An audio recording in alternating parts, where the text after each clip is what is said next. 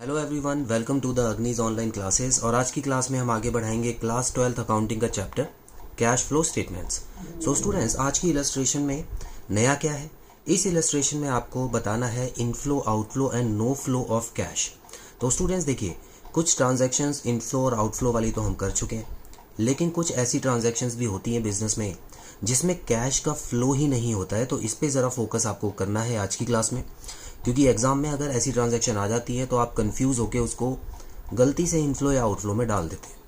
तो स्टूडेंट्स आइए शुरू करते हैं। तो यहाँ पे सबसे पहले पार्ट पे हम चलेंगे और यहाँ हम देख पा रहे हैं sale of fixed asset, book value ₹50,000 at a loss of ₹5,000।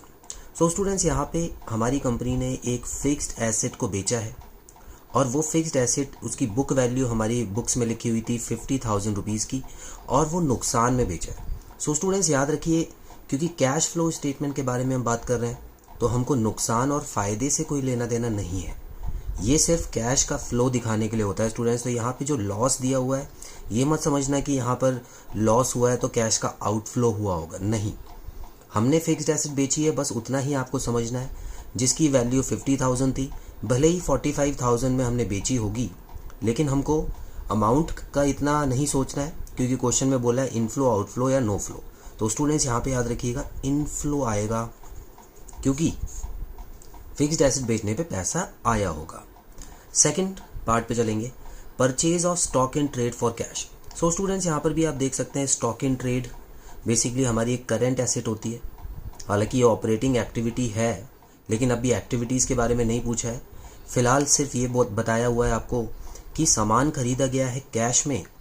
सो यहाँ पर जो कैश का आउटफ्लो होगा वो आपको लिखना है, क्योंकि स्टूडेंट्स जब भी हम कोई भी सामान खरीदेंगे तो कैश तो बाहर की तरफ जाएगा ही। तो ये हो गया आउटफ्लो। थर्ड पार्ट में लिखा है purchase of fixed assets against issue of shares. So students अगर इसमें समझे ध्यान से, इस बार हम लोगों ने एक फिक्स्ड एसेट खरीदी है, लेकिन उसके बदले में हमने कैश नहीं दिया है। हमने जो भी वेंडर था, जो भी दुकानदार था फिक्स्ड एसेट वाला, उसको हमने बोला कि देखिए पैसे अभी हम नहीं देंगे आपको, आप एक काम कर सकते हैं, हमारी कंपनी का आप शेयर ले लीजिए। फॉर एग्जांपल मान लेते हैं कि 50,000 रुपये की मशीन थी, ठीक है, 50,000 की मशीन थी, तो हमने, और हमारे जो शेयर की वैल्यू है वो 1,000 रुपये, तो हमने उससे बोला कि आप है ना 50 शेयर्स ले लीजिए हमारी कंपनी के। अब इसके बदले में हमको कैश नहीं देना पड़ेगा उसको, हमने उसको शेयर्स दे दिए, तो वो हमारी कंपनी का कहीं ना कहीं शेयर होल्डर बन गया है, मतलब एक मालिक बन चुका है। ठीक है स्टूडेंट्स, तो ऐसे में क्या हमने कैश उसको दिया? नहीं दिया। क्या उसकी तरफ से कोई कैश आया? नहीं आया। तो इसका मतलब स्टूडेंट्स यहाँ पे कोई भी कैश फ्लो नहीं हुआ है और ट्रांजैक्शन भी हो गई है। तो ये वाली ट्रांजैक्शन आपको डालनी है नो फ्लो में। क्लियर? तो इस तरह की ट्रांजैक्शन जो होती है स्टूडेंट्स नो फ्लो में आती है, याद रखिएगा। पार्ट नंबर 4 की तरफ बढ़ेंगे। यहाँ पे लिखा हुआ है कैश रिसीव्ड फ्रॉम डेटर्स। सो आपको पता ही है, डेटर्स वो लोग होते हैं जो कुछ दिनों के लिए हमसे सामान ले जाते हैं उधार पे, या कैश ले जाते हैं उधार पे। तो कहीं ना कहीं उनकी तरफ से हमको पैसा मिला है, तो इसका मतलब स्टूडेंट जाहिर सी बात है यहाँ पे इनफ्लो आपको लिखना है। कैश रिसीव्ड यहाँ पे लिखा है क्लियर, तो ज़्यादा नहीं सोचना आपको, कैश आ गया है। कैश डिपॉजिट इनटू बैंक, तो हम लोगों ने इस बार कैश जो है स्टूडेंट्स बैंक में डिपॉजिट किया है। तो याद रखिएगा स्टूडेंट्स, कैश और बैंक दोनों किस में आता है? कैश एंड कैश इक्विवेलेंस में आता है। याद होगा आपको, उसमें 5 चीज़ें थी, एक कैश इन हैंड और कैश एट बैंक जो था वो उन्हीं में से 2 थे। तो जब हम कैश में से ही निकाल के कैश में ही डाल रहे हैं बेसिकली, ठीक है, तो ऐसे में क्या कैश का कोई फ्लो हुआ? नहीं हुआ स्टूडेंट्स। तो याद रखिएगा, क्योंकि ये कैश एंड कैश इक्विवेलेंस में आ जाता है, दोनों ही आते हैं।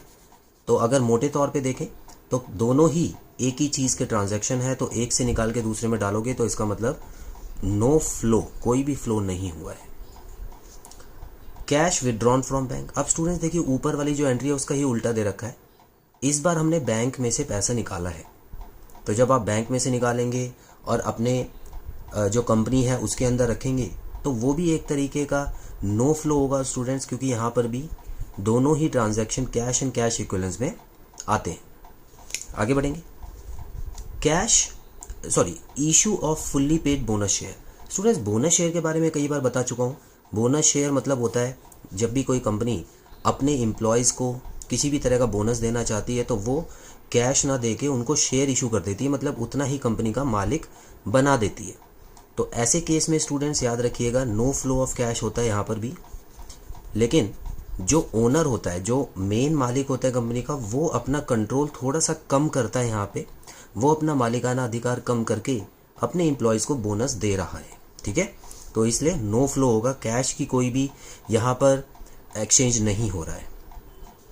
8 पे चलेंगे, sale of marketable securities for cash at par. याद कीजिए स्टूडेंट्स, ये भी कैश एंड कैश इक्विवेलेंस में आता था। 5 चीज़ें होती थी उसमें, cash in hand, cash at bank, marketable securities, और उसके बाद शॉर्ट टर्म इन्वेस्टमेंट, फिर चेक एंड ड्राफ्ट, ये सारी चीज़ें होती थी स्टूडेंट्स।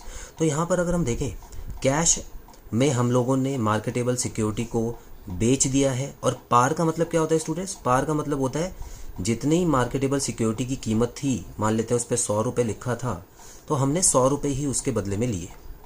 कभी कभी ज़्यादा में भी बिक जाती है। अगर कोई अच्छी कंपनी की मार्केटेबल सिक्योरिटी हमारे पास पड़ी है और हम उसको बेचना चाहते हैं, तो कभी कभी वो 100 की जगह 120, 130 की भी बिक जाती है, उसको प्रीमियम बोला जाता है। लेकिन वो बात का कॉन्सेप्ट है स्टूडेंट्स। फिलहाल यहाँ पर क्या हुआ है, कैश हमारे पास बड़ा है और मार्केटेबल सिक्योरिटी कम हुई है, दोनों ही एक ही चीज़ के पार्ट हैं, तो इसलिए नो फ्लो लिखेंगे यहाँ पे। ठीक है, ज़्यादातर नो फ्लो ही आ रहा है आंसर। आगे बढ़ेंगे, डिक्लेरेशन ऑफ फाइनल डिविडेंड। अब स्टूडेंट्स देखिए, ये इंपॉर्टेंट टॉपिक है और एक पॉइंट भी इंपॉर्टेंट है, कंफ्यूज करने का फुल प्लान बना लिया उन्होंने आपको। लिखा हुआ डिक्लेयर हो गया फाइनल डिविडेंड। अब बच्चा ध्यान नहीं देगा ना तो बोलेगा डिविडेंड दे दिया। स्टूडेंट्स याद रखिएगा, डिविडेंड डिक्लेयर होना और डिविडेंड डिस्ट्रीब्यूट करना दो अलग एक्टिविटीज़ होती है। कोई भी कंपनी डिविडेंड देने से पहले, लगभग 6 महीने पहले या 2-3 महीने पहले बताती है लोगों को कि हम इतना डिविडेंड डिक्लेयर कर रहे हैं और इतना आपके अकाउंट में आ जाएगा। तो स्टूडेंट्स याद रखिएगा, यहाँ पर अभी कैश फ्लो नहीं हुआ है, अभी तो डिक्लेयर ही हुआ है ना। 2-3 महीने बाद जब डिविडेंड डिस्ट्रीब्यूट होगा या पे होगा तो उस टाइम आपको कैश आउटफ्लो लिखना है। तो यहाँ पर भी नो फ्लो, बड़े ध्यान से पढ़ लेना क्वेश्चंस। चलिए, sale of current investment. Current investment भी students cash and cash equivalents में आता था। तो उसको अगर आप बेच रहे हैं कैश में, तो एक कैश एंड कैश इक्विवेलेंट तो बढ़ रहा है, दूसरा कम हो रहा है, तो इसी वजह से नो फ्लो यहाँ पर भी आएगा। तो स्टूडेंट्स ये क्वेश्चन मैं खासकर इसीलिए लेके आया था क्योंकि आपको नो फ्लो के बारे में मैं बताना चाहता था, उसमें आपको डाउट नहीं होना चाहिए क्योंकि बच्चों के मार्क्स उसी में कटते हैं स्टूडेंट्स। तो आई होप आपको टॉपिक अच्छे से क्लियर है। सो बहुत जल्द मिलते हैं अगली क्लास में।